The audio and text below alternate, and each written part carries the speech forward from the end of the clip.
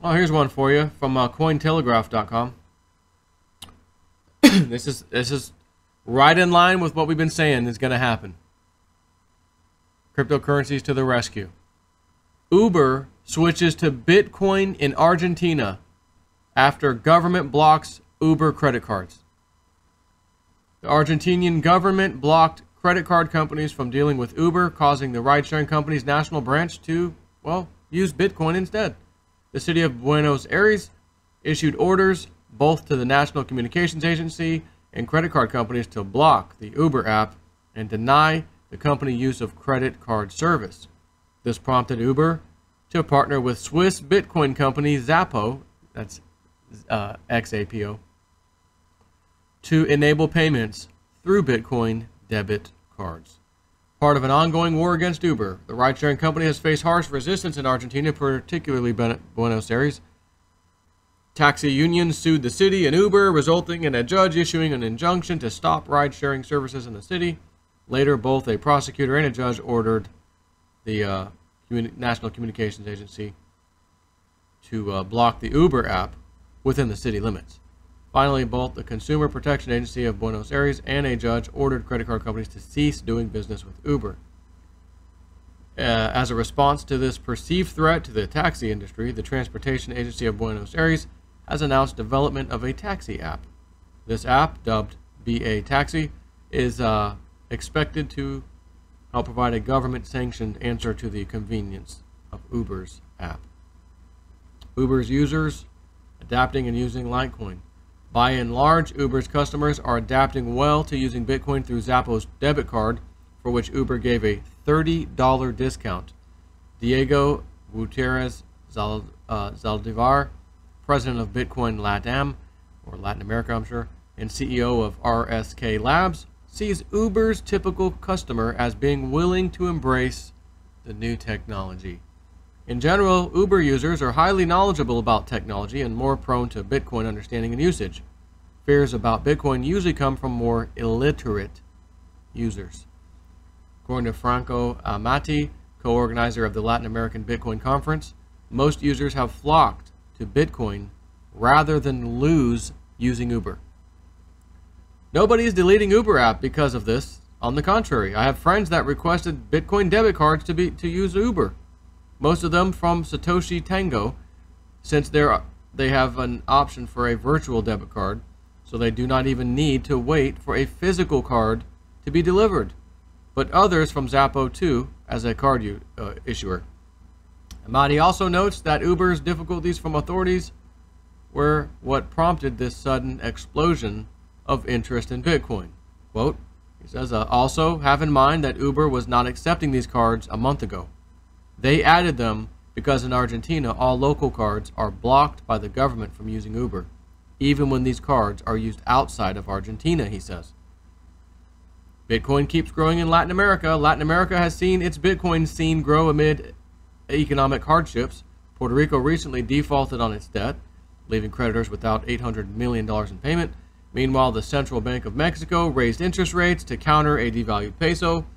Zaldivar is optimistic about Bitcoin's future in Latin America as the cryptocurrency becomes an increasingly attractive option compared with government money. Confidence in Bitcoin is growing steadily in Latin America, as the years go by and the technology proves to be resilient, while the currency proves to be a safe haven compared to the highly inflationary national currencies. There's only a fixed number of these coins. Bitcoin, Litecoin, all of them, Theta, you name it, Digibyte. As the world, maybe not in America, starts to struggle and have problems, it's one Latin American country after another right now with their dollar inflating 100% inflation. What the hell just happened just a month ago? What happened? Oh my God. I'm not even talking about Venezuela. I know you may have heard the news recently, two former, was it Brazil or Venezuelan, not Venezuela, was it Venezuela or Argentina, something, they just got nailed, you know, fraud, the former leader, and oh my God. Unstable dollars over there, this is just crazy. As a citizen, watching your wealth vanish, or Well, I never had wealth. I just wanted to survive, and I was surviving. But now that, too, is now becoming a struggle. But if I was in these things called cryptocurrencies, how do you say that in Spanish? El cryptocurrencia. How do you say it? Let's look that up. Spanish. English to Spanish. I gotta just see. Cryptocurrency. Cryptomoneda. What if we put an S on the end of that? Cryptomonedas.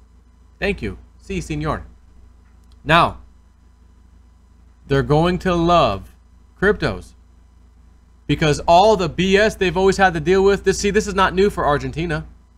This isn't like the only time it's happened with their dollar. It used to be 1-to-1 with the U.S. dollar, I think, in the 90s.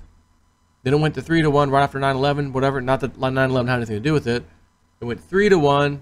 They confiscated the U.S. dollars out of the people's bank accounts. And the people said, oh, I had 2 accounts, one with U.S. dollars and one with the Argentine peso, because I'm smart.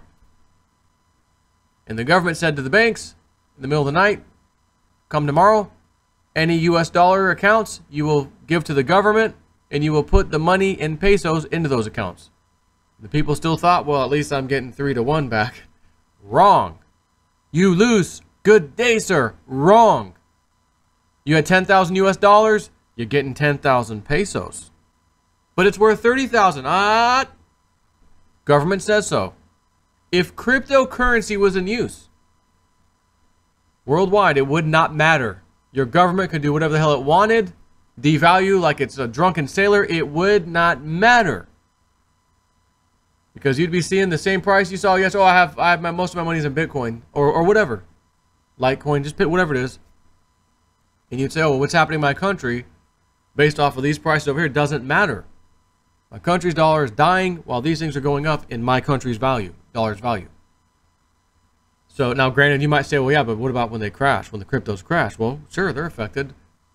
But again, if we can get to a point where they're stable, or there's at least one that's like, okay, this is the stable crypto that everybody knows about, it'll be the one to have, and maybe that's Bitcoin.